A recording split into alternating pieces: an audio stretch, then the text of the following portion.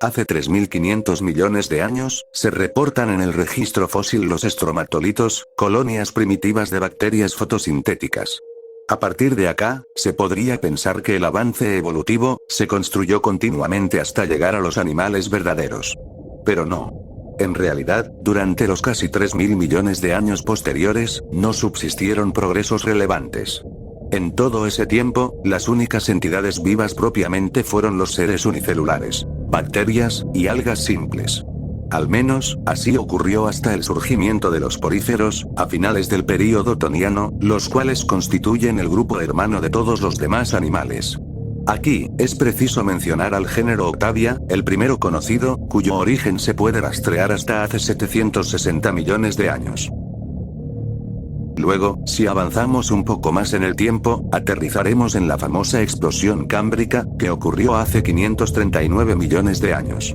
Este se trató de un periodo, de 40 millones de años de diversificación biológica, aparentemente repentino. Fue un lapso sin precedentes de la biota terrestre, que significó la manifestación de los ancestros de la mayoría de animales actuales, artrópodos, moluscos, etc. Al sol de hoy, la explosión es un enigma para los científicos, ya que su causa primordial no ha sido del todo esclarecida. Ahora bien, a menudo, la idea común entre los espectadores es asumir que en el Cámbrico, tuvo lugar la aparición de la vida animal compleja, casi de un momento a otro. Es decir, saltándose de esponjas, al resto de metazoos. Sin embargo, el asunto no es tan sencillo. En ese margen de cerca de 200 millones de años, que separa el Toniano del Cámbrico, se sucedieron dos períodos, el Criogénico, y el Ediacárico. El primero recibe ese nombre, porque ocurrió un descenso gradual de la temperatura planetaria, que pudo haber concluido con una controvertida glaciación global de 15 millones de años de duración, la más larga en la historia de la Tierra. El segundo, el que nos interesa, tras el deshielo, vio en su desenlace la aparición de unos entes de lo más misteriosos, los llamados organismos ediacáricos.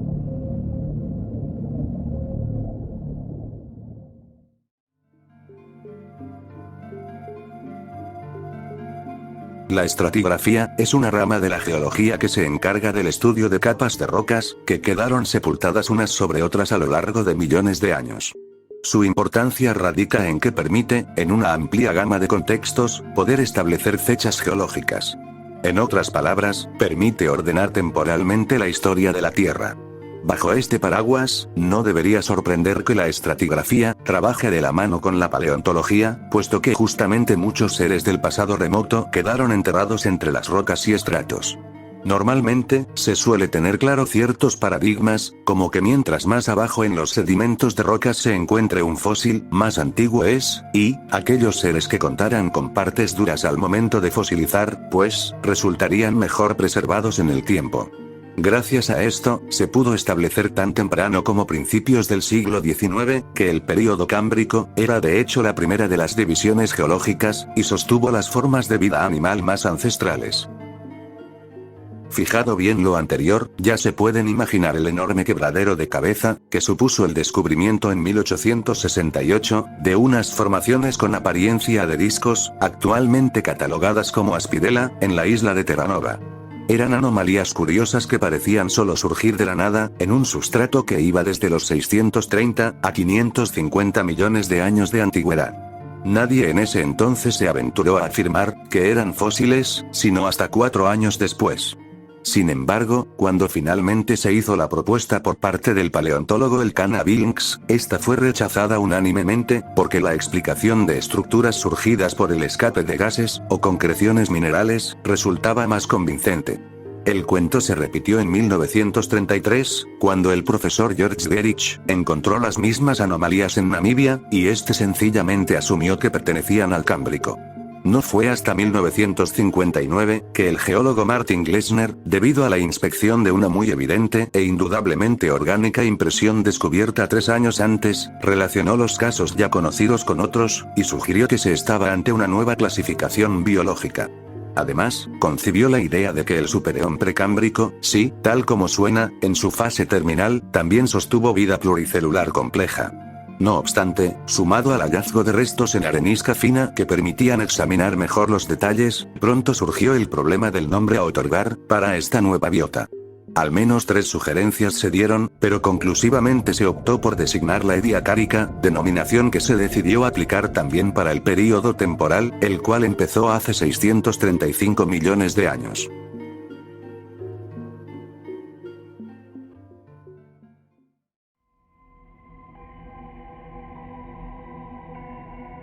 Los organismos ediacáricos, comúnmente llaman la atención de inmediato, por el aspecto inusual que reflejaban. Las reconstrucciones modernas, basadas en análisis de todo tipo, ya sean químicos, morfológicos, e incluso especulativos que se les ha adjudicado, dan fe de que eran exóticos cuanto menos.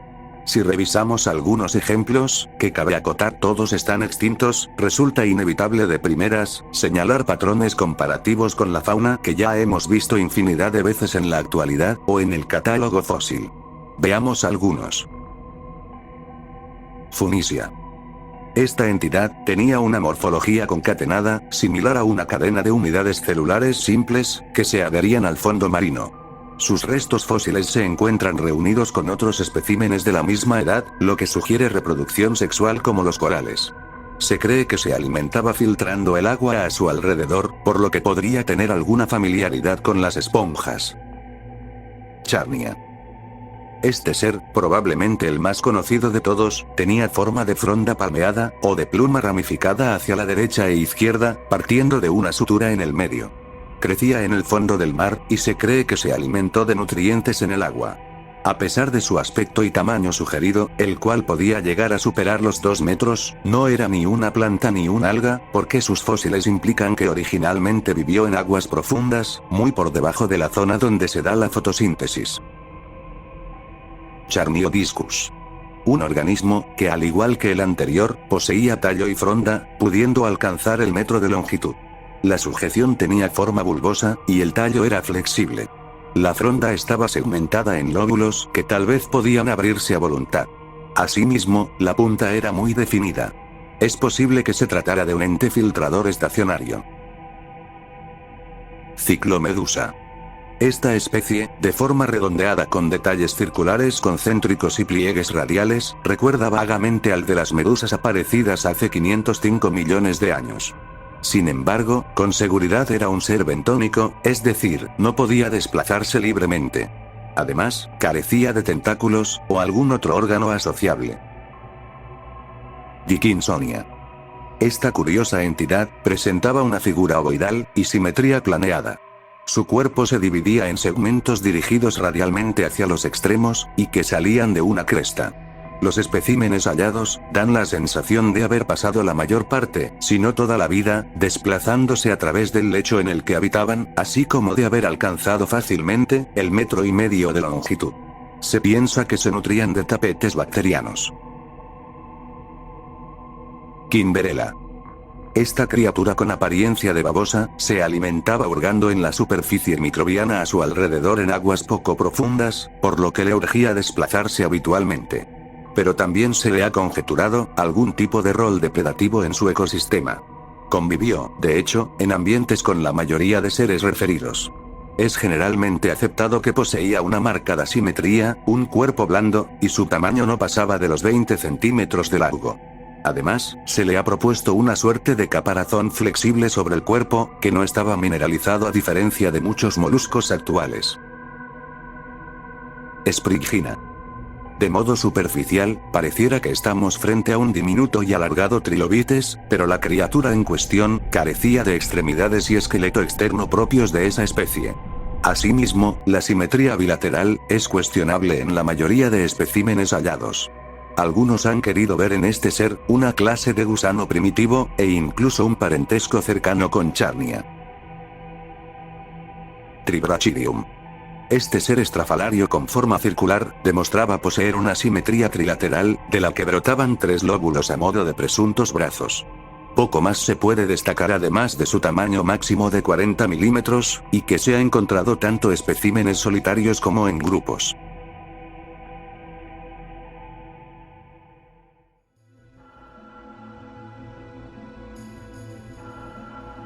Si han estado atentos, notarán que en lo que iba de video, ya estuve dejando entrever el aparente misterio en torno a estos individuos anómalos.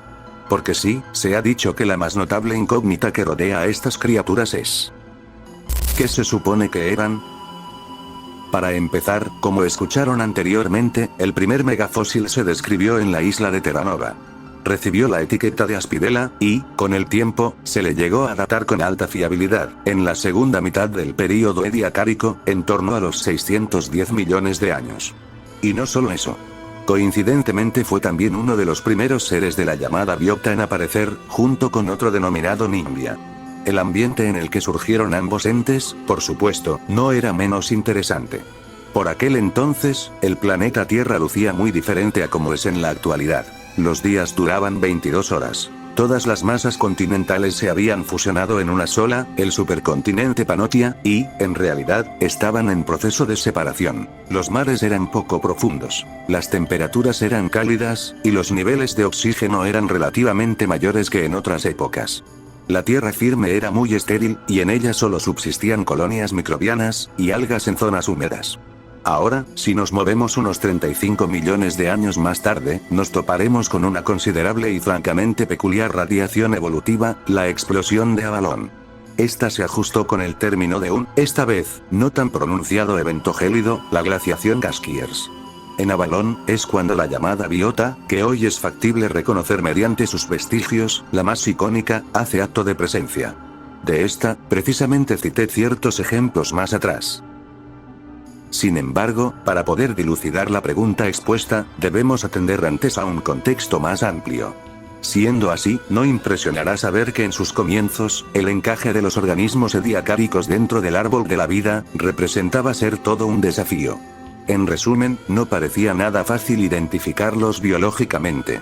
De hecho, llegaron a persistir acalorados debates incluso, sobre si eran verdaderos animales. Esto surgió, básicamente de la idea de que los fósiles del sistema ediacárico, simulaban tenuemente a la megafauna posterior, que resultó tras la explosión cámbrica. Luego, las comparaciones no tardaron. Claro, por un lado, eran seres que exhibían formas y tipologías muy diversas. Se asemejaban a discos, tubos, bolsas de barro, plumas, colchones o alfombras. Poca coherencia en cuanto a simetría. Por otro lado, eran entes cuyos tamaños y estructuras convivían en una gama que iba desde contados milímetros a varios metros, una diversidad que se creía inadmisible para supuestos precursores del Cámbrico. Asimismo, otro aspecto que no ayudaba demasiado a la filiación es que ninguno parecía poseer estructuras duras como conchas o exoesqueletos, lo cual hasta creaba la presunta paradoja de su relativa buena conservación en el tiempo. En fin, debido a esa dificultad inicial para inferir las afinidades evolutivas con otros organismos vivos, o entre los propios ediacarianos, los paleontólogos se dividían en facciones, buscando enraizar sus propias hipótesis. Cada nueva más extravagante que la anterior. De primeras, lo más lógico fue indicar que la biota ediacárica era un lúgubre eslabón perdido de la vida animal, antecesora de los organismos cámbricos que evolucionaron a partir de ella. Esta idea fue defendida por el ya mencionado señor Glessner. Otros entendidos, se arriesgaron a afirmar vínculos con algas, protistas gigantes, hongos extraños, líquenes baya, colonias microbianas, o algún nexo de transición recóndito entre plantas y animales. Pero lo más loco, sin dudas, fue evocar el panorama de que todos los organismos ediacáricos constituyeron linajes totalmente extintos, que no son símiles a algún otro que haya vivido en la Tierra. O sea, si lo mencionado era correcto, estos enigmáticos seres no habían dejado descendientes. Por tanto, podía considerárseles una tentativa de experimento fallido de la vida multicelular, la cual provocó que vida compleja posterior evolucionara independientemente, a partir de organismos unicelulares no relacionados. Esta perspectiva casi alienígena de la biota ediacárica fue argumentada por el destacado paleontólogo Adolf Seidlager en 1980, quien incluso acuñó el filo separado, Bendobionta, para asignarla. Tuvo tanto impacto esta visión, que fue la dominante por al menos 2 décadas en la comunidad científica. Sin embargo, hoy, debido al avance investigativo, el consenso mayoritario apunta a que en realidad la famosa biota de Ediacara nunca ha existido. Me explico. Con lo dicho, no me refiero a que los paleontólogos de ahora nieguen los irrefutables fósiles. Nada que ver. Me refiero a que el término en sí, biota ediacárica, actualmente suele ser percibido como inconsistente dentro del campo. Para entendernos, aún no hay un criterio estable que unifique qué incluye o excluye la llamada biota. Históricamente, se pretendía definir el término en base a 4 sentidos: geográfico, estratigráfico, tafonómico, es decir, cómo se daba la fosilización, y biológico. No obstante, cada uno traía sus propias dificultades. El primero perdió validez cuando se empezaron a encontrar fósiles fuera de Australia, lugar donde se hallan las conocidas colinas de Ediacara, que inspiraron el popular nombre. El segundo, cuando supuestos fósiles anteriores y posteriores al período ediacárico, con presumibles características de dicha biota se introdujeron. El tercero, cuando aparecieron fósiles con distintos tipos de preservación fuera de moldes de arenisca, o ambientes ricos en silicio, se constataron. Y el cuarto, el que más interesa, cuando se vio que en realidad no todos los ediacarianos eran tan distintos a los metazoos modernos. Por ejemplo, Dickinsonia, que estudios recientes han descubierto colesterol en su interior, algo propio de los animales. Kimberella, que parece haber dispuesto de simetría estrictamente bilateral. Aurora Lumina, que se piensa fue el primer depredador, estaba emparentado con los corales, y tenía estructuras duras, etc. Entre los organismos ediacáricos, había tanto precursores y ancestros de animales, como filos únicos que desaparecieron para siempre. Había un poco de todo. Simplemente, comprendían una mezcolanza tan heterogénea de seres, que no es posible reducirla a un solo grupo bien definido.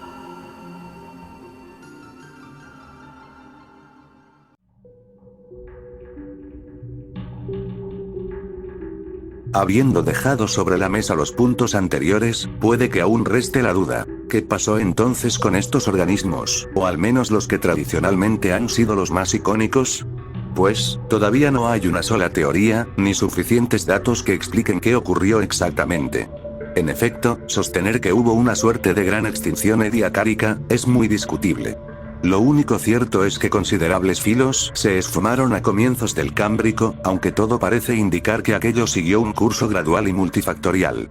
Se barajan ideas, como que al haber sido muchos de estos seres carentes de locomoción interna, ergo, indefensos ante depredadores potenciales, estos habrían sucumbido, funcionando como manjares sencillos para la fauna entrante, en los primeros milenios del Cámbrico.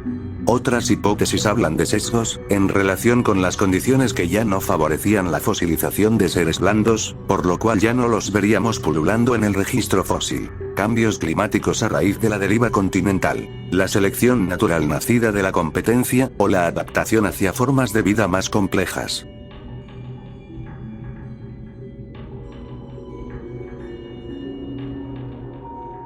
Con todo, la llamada biota de Ediacara, aún permanece como un episodio lleno de sombras por iluminar, dentro de la historia de la vida terrícola. Un capítulo de la evolución olvidado. Estos organismos revelan que la vida, naturalmente se abre camino en modos inimaginables. Y, aunque poco a poco se llegue a comprenderlos mejor, lo más probable es que el secreto de muchos, sobre su paso por este mundo, se desvaneció con ellos, para nunca más volver.